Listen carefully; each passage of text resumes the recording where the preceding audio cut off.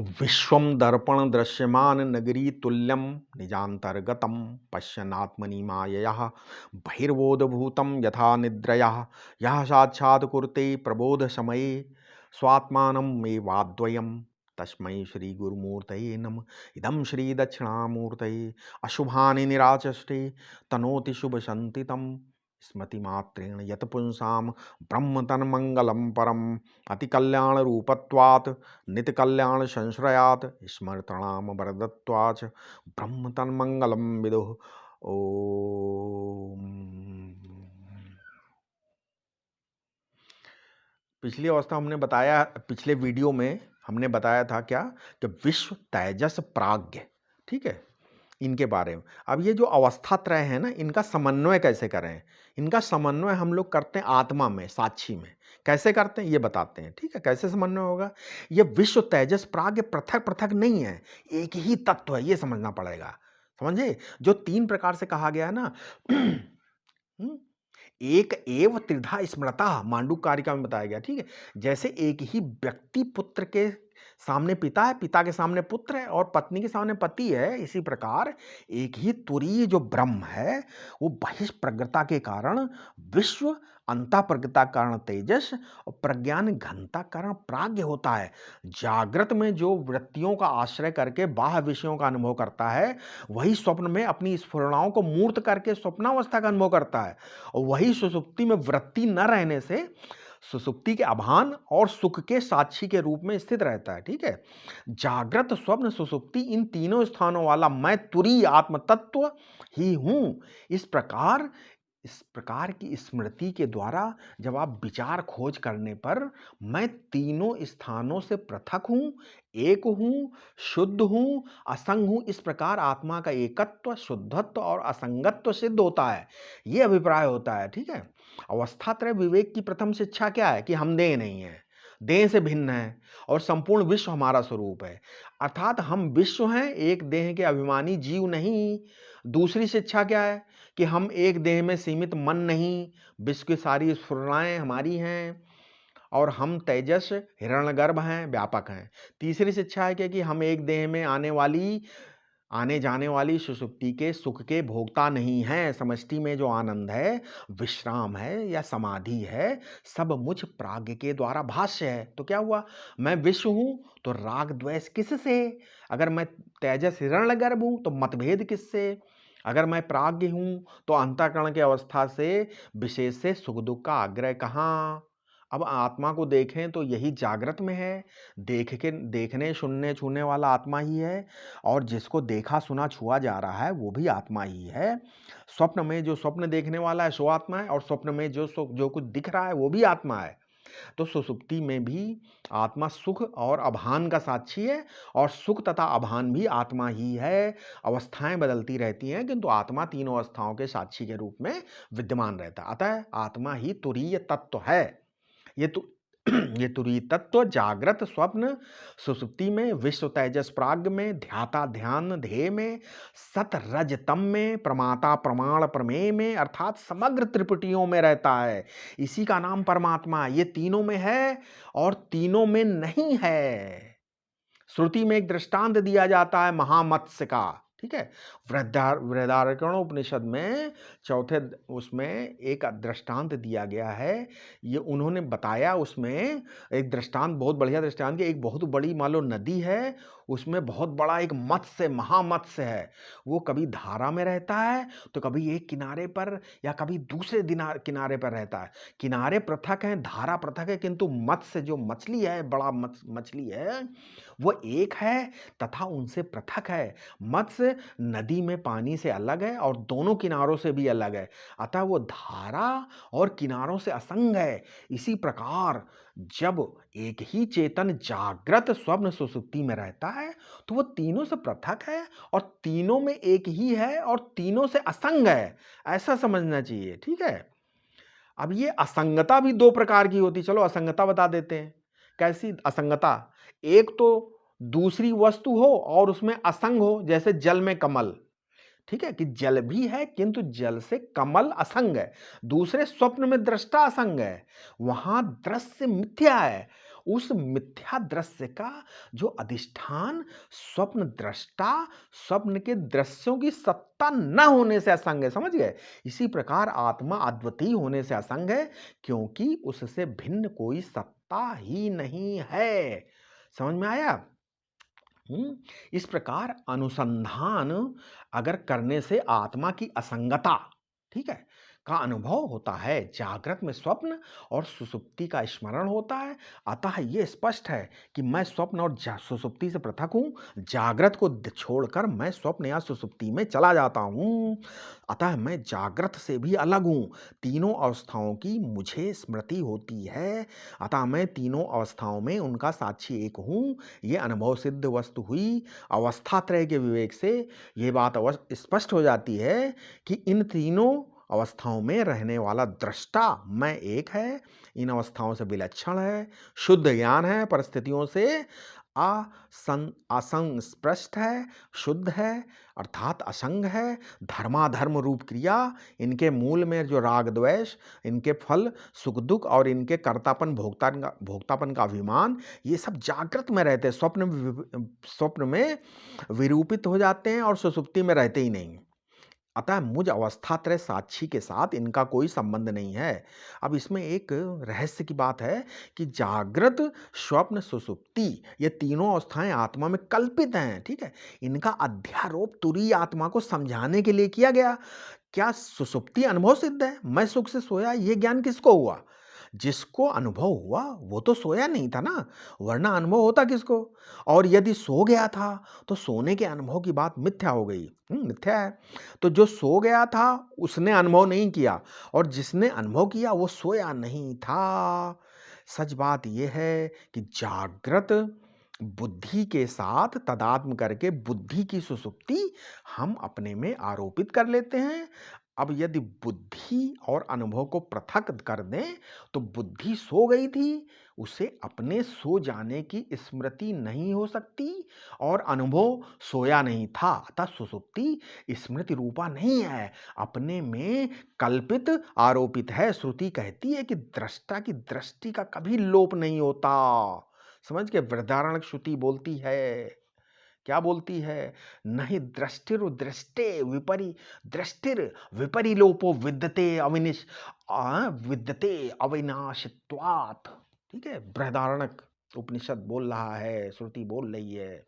सुसुप्ति की तरह अपनी मृत्यु भी अनुभव सिद्ध नहीं है। मैं मर गया ऐसा अनुभव या स्मरण कभी कभी किसी को नहीं हो सकता। देह के साथ तादात्म्य करके मैं मरूंगा, इस भय की वृत्ति जीवित व्यक्ति को होती है। दूसरे के शरीरों की मृत्यु आप देखते हैं और उसी से अपने शरीर की मृत्यु की कल्पना होती है। आपने ना अपने को मरते देखा ना दूसरों को, बस देह की मृत्यु देखी, किंतु देह भी वहां मरता है, वो पहले भी पंचभूत नहीं है। देह भी कहां मरता है? पहले भी पंचभूत न था, आगे भी पंचभूत ही रहता है। फिर किसकी मृत्यु? किसी की भी नहीं। आत्मा में अज्ञान से ही हम मृत्यु की कल्पना करते हैं। तात्पर्य यह है कि सुषुप्ति और मृत्यु दोनों आत्मा के अग्रहण की अवस्थाएं हैं। जागृत और स्वप्न दोनों आत्मा के अन्यथा ग्रहण की अवस्थाएं हैं। स्वप्न में जागृत बाधित मिथ्या हो जाता है, और स्वप्न में जागृत में स्वप्न तथा जागृत और स्वप्न दोनों सुसुप्ति में बाधित हो जाते हैं।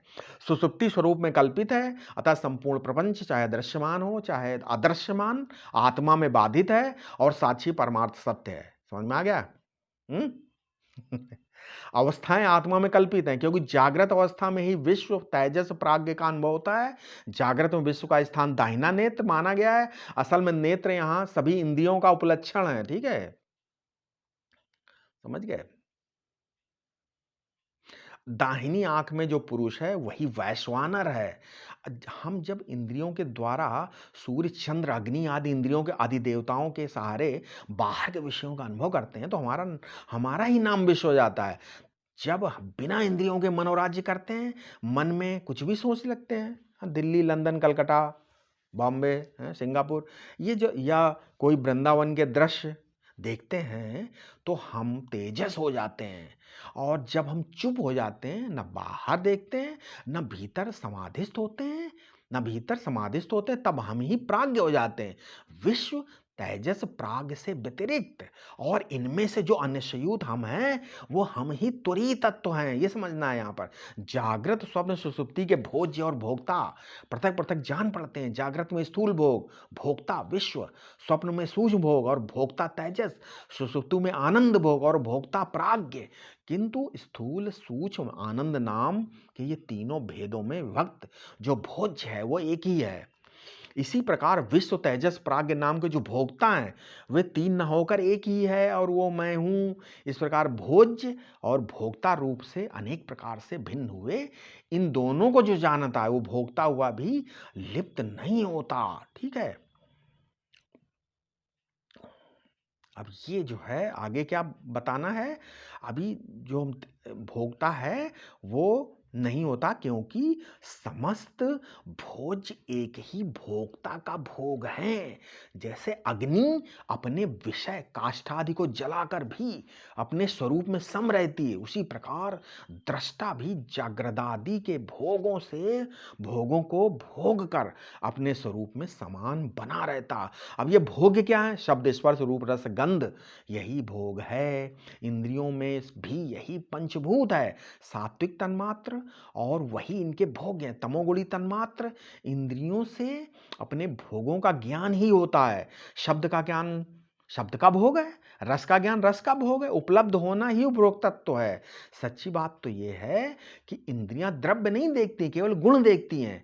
किसी भी द्रव्य का केवल शब्द स्पर्श रूप गंध ही जाना जाता है। द्रव्य का तो इनके आधार पर अनुमान होता है। अब 5 द्रव्य है, मान लीजिए, उनके 5 तन्मात्र हैं, उनके 5 प्रकार के परमाणु हैं। ये सब अनुमान है, तो ये भी तो अनुमान किया जा सकता है कि द्रव्य एक ही है, और 5 इंद्रियों के कारण हम उसे 5 रूपों में उपलब्ध करते हैं। अब फिजिक्स या भौतिक विज्ञान के तत्व निश्चय की प्रणाली और अध्यात्म ज्ञान के तत्व निश्चय की प्रणाली में भेद है। विज्ञान यंत्र प्रत्यक्ष मानता है, किंतु इंद्रियों के सदोष होने पर यंत्र प्रत्यक्ष भी सदोष होगा कि नहीं होगा? है? अब इंद्रियां यंत्र की अपेक्षा अधिक प्रामाणिक हैं। अध्यात्म विद्या इंद्रिय प्रत्यक्ष मानती है। ज्ञानेंद्रियां हमें 5 प्रकार का ज्ञान देती हैं। अतः हमने 5 तत्व माने हैं। इन तत्वों में इंद्रियां प्रमाण है। हम स्वाद की आश्रय सत्ता को जल कैसे कहते हैं? अब मान लियो 2 गैसें हैं, हाइड्रोजन ऑक्सीजन मिलकर जो जल बनता है उसे हम जल नहीं कहते। हम इंद्रिय प्रमाण से गुण सिद्धि और गुण की आश्रय सत्ता के रूप में द्रव्य की सिद्धि करते हैं। ठीक है, अध्यात्म ऐसे करता है। इंद्रियों का ज्ञान भी इंद्रियों का ज्ञान भी मन के द्वारा सिद्ध होता है, और मन ही इंद्रियों की वृत्ति के रूप में परिणित होकर विषयों को ग्रहण करने वाला होता है। विषय को ग्रहण करने वाली चेतना का नाम मन है, सविषयक ज्ञान का नाम अंतःकरण मन है, और विषय निरपेक्ष ज्ञान का नाम चैतन्य आत्मा है। चैतन्य स्वभाव है उपलब्ध। चैतन्य का क्या स्वभाव है? उपलब्धि या ज्ञान। वो स्वयं प्रकाश है, अतः प्रकाशित करना उसका स्वभाव है। जागृत स्वप्न सुषुप्ति की उपलब्धि करना उसके स्वभाव के अंतर्गत है। देश काल वस्तु इनकी व्यवस्था अव्यवस्था, इनका भाव अभाव, सबको प्रकाशित करना, उसके प्रतीति करना चैतन्य का स्वभाव है। प्रतीति करने से उसे पाप पुण्य नहीं लगता। उस अग्नि की भांति जिसको मल जलाने से पाप नहीं लगता, हवनी पदार्थ जलाने से पुण्य नहीं होता। पाप पुण्य वहां होता है जहां कर्म करने न करने में स्वतंत्रता होती है। सूर्य का स्वभाव प्रकाश देना, चाहे वो उस प्रकाश में कोई धर्म करे चाहे अधर्म करे, सूर्य को उसका पाप पुण्य नहीं होता। इसी प्रकार भोज्य में शुद्धि अशुद्धि है, भोक्ता में पाप पुण्य का लेप है, किंतु भोज्य और भोक्ता दोनों का प्रकाशक दृष्टा जो चेतन है वो भोज्य और भोक्ता के गुण दोषों से निर्लिप्त है। पाप पुण्य शुद्ध अशुद्ध हे उपादेय आदि ज्ञान भेद ज्ञान का विषय है। ये बुद्धि में रहता है, और इसी के अनुसार जीवन का निर्माण होता है। साधन और साध्य का ज्ञान व्यवहारिक है, इसका क्षेत्र भेद ज्ञान है, किंतु संपूर्ण भेद ज्ञान कर्ता के अधीन होता है। लेकिन जो वस्तु सत्य है वो कर्ता के अधीन नहीं है। सत्य का ज्ञान नित्य है, सर्वत्र समान है, अद्वितीय है। इस सत्य ज्ञान से जो वस्तु जैसी है उसे उसी रूप में प्रकाशित करने से पाप पुण्य की उत्पत्ति नहीं होती। कर्तापने का भाव भी कर्म में लिप्त करता है। संकल्प से या कर्म से वस्तु में परिवर्तन की चाह रखना या परिवर्तन करना सुख दुख का हेतु बनता है, लेकिन जिसमें कर्तृत्व भोक्तत्व बाधित हो गए वो प्रकाशक लिप्त नहीं होता। लिप्त होना क्या? जब इदम और अहम का संबंध होता है तभी लिप्त होना है। अतः ज्ञाता, ये लिप्त होना, ज्ञाता अहम ज्ञाता मान लो, ये लिप्त होना हो गया कि नहीं हो गया? बुद्धि के अभिमानी का नाम ज्ञाता है, उसे अहम साक्षी के साथ आपने संबंधित कर दिया, जोड़ दिया, तो अहम ज्ञाता ये लेप हो गया। ठीक है, बुद्धि प्रति शरीर भिन्न होती है, अतः ज्ञाता भी अनेक होते हैं। ज्ञाता प्रति शरीर भिन्न चिदाभास है, लेकिन दृष्टा जो अहम संपूर्ण दृश्य का एक ही है। वह अपनी दृष्टि मात्र से संपूर्ण विश्व को प्रकाशित कर रहा है। तो ये वस्तु मेरी, ये क्रिया मेरी, ये देह मेरा, मैं करता, मैं भोगता, मैं ज्ञाता, ये सब लिप्त होना है। दृष्टा निर्लिप्त है। समझ में आ गया? चलिए, अब आत्मा का चतुर्थ पाद, साक्षी ब्रह्म। और ये आत्मा का क्या, ये चतुर्थ पाद की बात करते हैं। ठीक है, साक्षी ब्रह्म की बात करते हैं। कैसे? ये आप समझिए, इसको ध्यान से समझिए। जैसे रज्जु के ज्ञान के लिए उसमें प्रतिभासित विकल्पों का निषेध आवश्यक है, उसी प्रकार आत्मा के शुद्ध स्वरूप के ज्ञान बोध के लिए उसमें प्रतिभासित सभी विकल्पों का निषेध आवश्यक है। स्थूल सूक्ष्म कारण दें, अन्नमय आदि कोश, विश्वादि अभिमानी जगत और उसका कारण प्रकृति आदि सब, अर्थात सारा कार्य कारण स्वरूप समस्त अध्यात्म अधिभूत अधिदेव सृष्टि आत्मा में विकल्प मात्र है। अतः मांडूक्य के श्रुति आत्मा के चतुर्थ या तुरीय पाद का वर्णन इन सबके निषेध से उपलक्षित चिन्मात्र आत्म तत्व के रूप में करती है। वही साक्षी है। ठीक है, वही आत्मा है और एकमात्र वही विज्ञेय है। यहाँ स्मरणीय है कि रज्जु में सर्पादि के विकल्पों का निषेध कर देने पर भी प्रकाश की अतिरिक्त आवश्यकता होती है रज्जु के ज्ञान के लिए, है ना। किंतु आत्मा के विषय में ऐसा नहीं है। आत्मा स्वयं प्रकाश है, अपने प्रकाश के लिए उसे किसी अन्य प्रकाश की आवश्यकता नहीं है। अतः मात्र विकल्पों के निषेध से ही आत्मा स्वरूप, आत्मा का स्वरूप अनुभूत हो जाता है। और यूं भी निषेध के अतिरिक्त और मार्ग भी क्या हो सकता है? आत्मा, आत्म तत्व के निरूपण के लिए शास्त्रीय वर्णन की 5 पद्धतियां हैं। ठीक है, अब आत्मा का निरूपण करने के शास्त्रीय पद्धति क्या 5 बता रहे हैं। अच्छा, पहला संबंध वृत्ति से, जैसे जल का घड़ा, जल से घड़ा नहीं बनता, किंतु घट को उसमें भरे हुए जल से संबद्ध करके जल का घड़ा ले आओ, ऐसा बोला जाता है। ये संबंध वृत्ति। दूसरा रूढ़ी वृत्ति से, जैसे पंकज का रूढ़ कमल है, पंकज का रूढ़ अर्थ क्या है? कमल है, भले वो पंक कीचड़ से उत्पन्न हुआ हो या नहीं।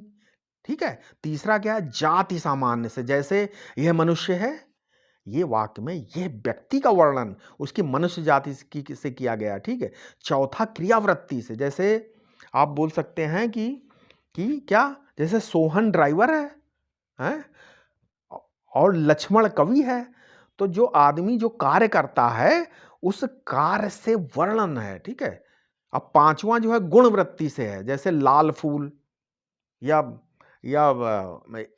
अमुक व्यक्ति हैं, वो बहुत बड़े विद्वान हैं। अब आत्मा जो सन्मात्र, चिन्मात्र, आनंद मात्र, अद्वितीय वस्तु है, उसका वर्णन उपयुक्त किस पद्धति से करोगे बताइए। अब आत्मा में जगत की प्रतीति मिथ्या है, आत्मस्वरूप में जगत है ही नहीं, तब उसका संबंध किससे? अदृश्य आत्मा में रूढ़ी वृत्ति भी नहीं चलती।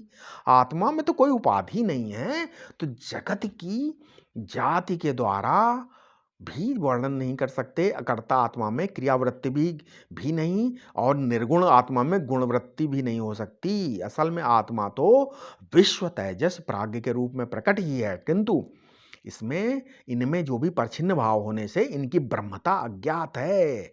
इसलिए श्रुति इनमें आत्मता का निषेध करती है। इस निषेध से एक तो इनसे विलक्षण तुरीय आत्मतत्व की सिद्धि होती है, और दूसरे आत्मा में अवस्था त्रय की व्यवहार दशा में विश्व आदि के रूप में परछिन्नता अनुभव होती है, उसका मिथ्यात्व सिद्ध होता है। इसीलिए बोलते हैं ना अन्तः प्रज्ञः न बहिष्प्रज्ञम् नोभयतः प्रज्ञम् ना प्रज्ञान घनम ना प्रज्ञम ना प्राज्ञम।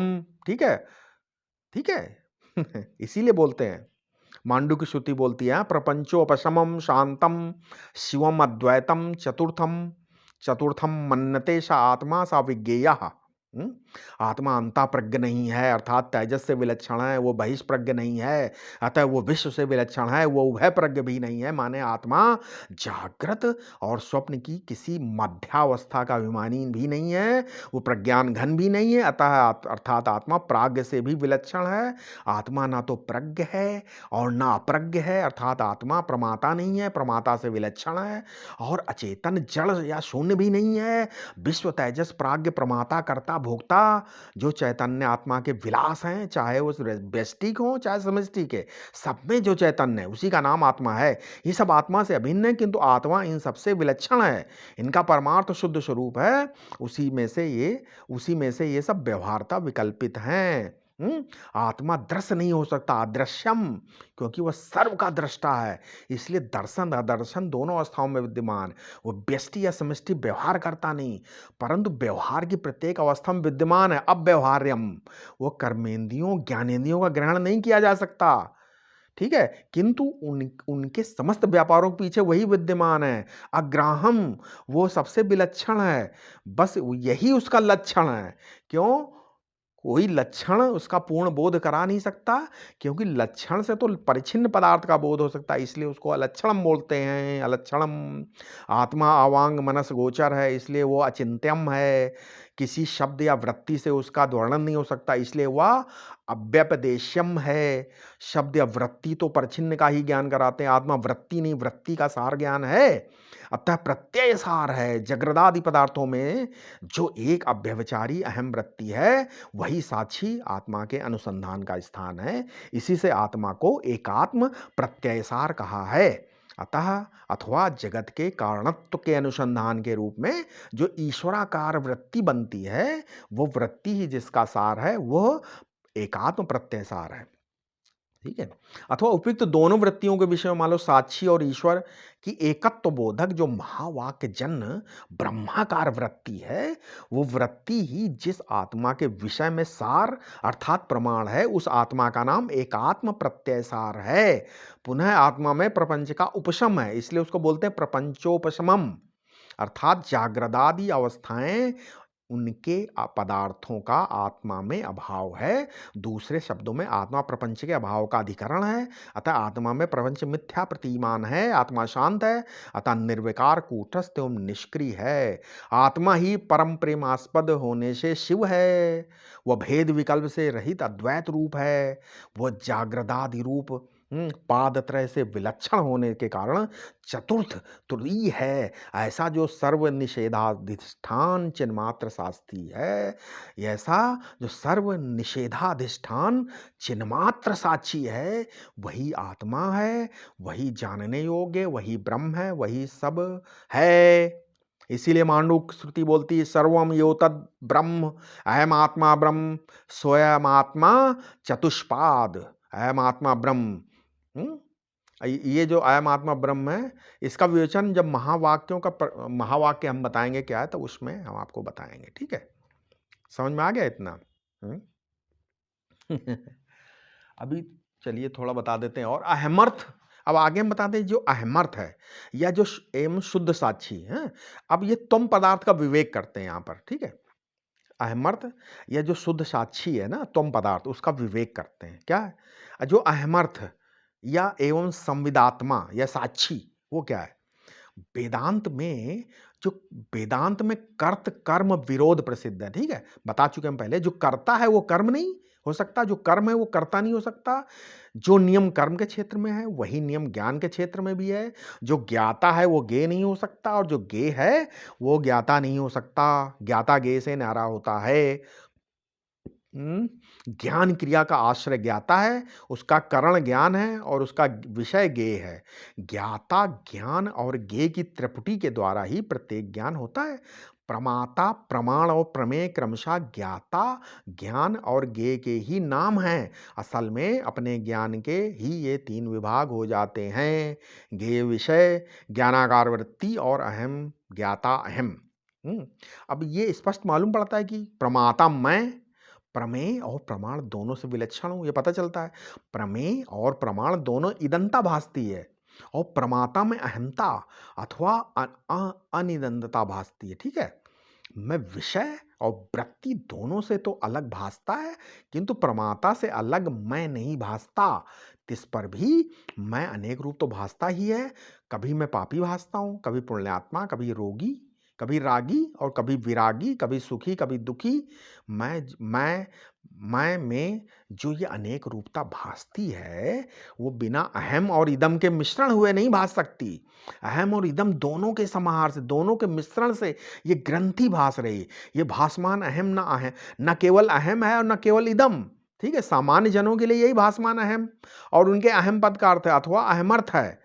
ये अहमर्थ जो है, ये अहम और इदम का मिश्रण है। कर्ता, भोक्ता और ज्ञाता, कर्म, भोग और ज्ञान का अभिमानी के रूप में जो अपना अनुभूत अहम है, भासमान है, अहम है, उसी को अहमर्थ बोलते हैं। ठीक, अहमर्थ क्या है? जो कर्ता, भोक्ता और ज्ञाता, कर्म, भोग और ज्ञान का अभिमानी के रूप में जो अपना अनुभूत, जो सबका अनुभूत अहम है, जिसको हम अहम मानते हैं, वो भासमान अहम है और उसी को क्या बोलते हैं? अहमर्थ। ठीक है, विलक्षण बात यह है कि अनेक रूप होते हुए भी हमें अपने एकत्व का दृढ़ बोध रहता है। वही मैं जो प्रातः पुण्यात्मा सुखी विरागी, रात को वही पापी दुखी रागी हो गया हूं। पाप पुण्यादि का परिवर्तन होने पर भी मैं एक ही रहता हूं। तो मैं वो कौन हूं? ये जो बदलने वाला भासमान अहमर्थ है, वो आप नहीं हैं। आप परिवर्तन के साक्षी हैं। विषय वृत्ति प्रमाता अहमर्थ में जो एक न बदलने वाला ज्ञान है, वो ज्ञान आप हैं। घट ज्ञान पट ज्ञान में घट और पट का भेद है, परंतु ज्ञान में भेद नहीं है। घटाकार पटाकार वृत्तियों में भेद है, आकार का, किंतु ज्ञान में भेद नहीं। घट ज्ञाता पट ज्ञाता में ज्ञान के विषय का भेद है, ज्ञाता का भेद नहीं है। विषय में, वृत्ति में, अहमर्थ में, सभी में जड़, ठीक है, जड़ जड़ का अंश है और जो उसमें शुद्ध ज्ञान है, संबित है, वो एक है। संबित स्वयं प्रकाश है, एक है, उसमें भेद नहीं होता।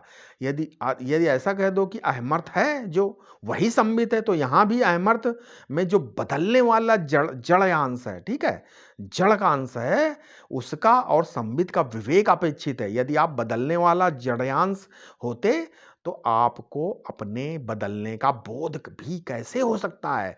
सच्चाई यह है कि आप संबित मात्र हैं, अपरिवर्तनशील आत्मा हैं, किंतु अपने में अनात्मा और अनाथ धर्मों का अध्यास करके अपने को परिवर्तनशील अहमर्थ मान रहे हैं। अहमर्थ प्रति शरीर में भिन्न है। संबित में शरीर और अंतःकरण का भेद नहीं होता। भासमान अहम और इदम का अधिष्ठान क्या है? चार्वाक मत से ये जड़ है, द्रव्य है, उसी से अहम और इदम की उत्पत्ति, स्थित, प्रलय होते हैं। ये समूचा व्यवहार अचेतन में अचेतन का व्यवहार, किंतु ये मत सही नहीं है। क्यों? ना तो अपना जड़त्व तो कभी किसी को अनुभव विषय हो सकता है और नहीं ये युक्ति युक्त है, क्योंकि सब तब तो अशेष जगत की अंधता की ही प्राप्ति होगी। यदि अंधा अंधे के पीछे चलेगा तो उसे पग पग गिरना पड़ेगा। समझ में आया? ये चीज भामतीकार बोलते हैं कि यदि अंधा अंधे के पीछे चलेगा तो पग पग गिरना पड़ेगा। तब अहम और इदम का अधिष्ठान शुद्ध चेतन आत्मा ही है और जो अहम और इदम का प्रकाशक दोनों में अन्वित तथा दोनों से व्यतिरिक्त और दोनों का अधिष्ठान है। यदि ऐसा कहो कि अहम और इदम के अधिष्ठान की कोई आवश्यकता नहीं, तो कोई भी भेद निर्धिष्ठान नहीं हो सकता। यदि अधिष्ठान शून्य है तो अभाव से भाव की उत्पत्ति नहीं हो सकती है। छांदोग्य श्रुति क्या बोलती? कथम असतः संजायते ही।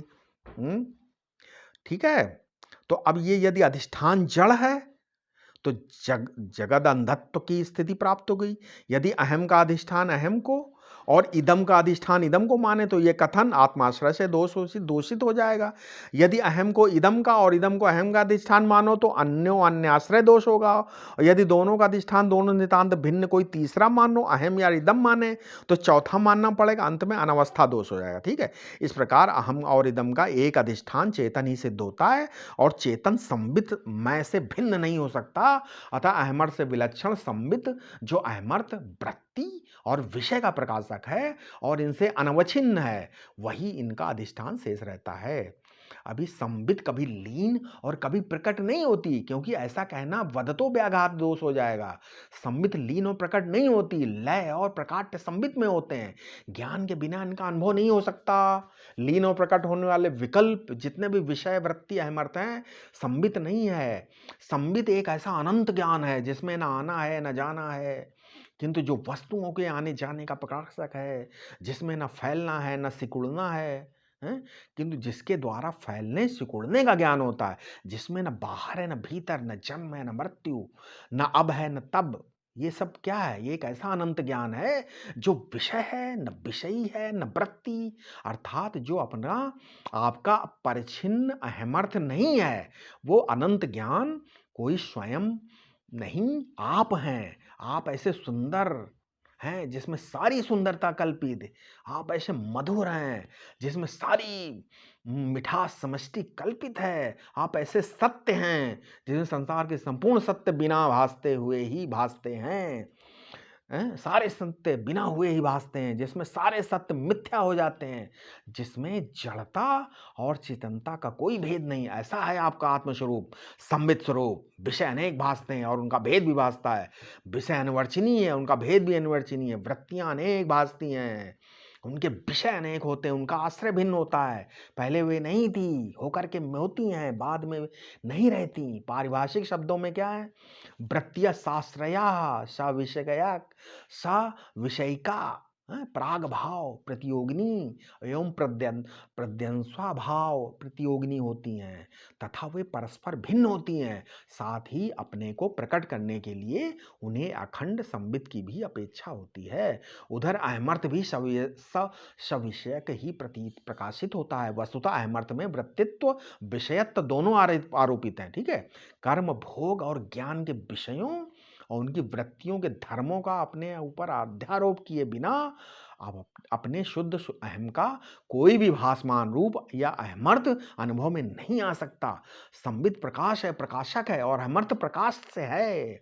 अहमर्थ में जिन जिन उपाधियों के धर्मों का अध्यारोप होता है, उनके प्रकाश्य होने पर भी ही अहमर्थ गृहीत होता है। इसलिए अहमर्थ वृत्ति और विषय तीनों प्रकाश्य हैं, और शुद्ध संबित प्रकाशक है, स्वयं प्रकाश है। ठीक है, प्रकाश से वस्तु कभी रहती है कभी नहीं रहती, किंतु प्रकाशक भावाभाव दोनों का प्रकाशक होता है।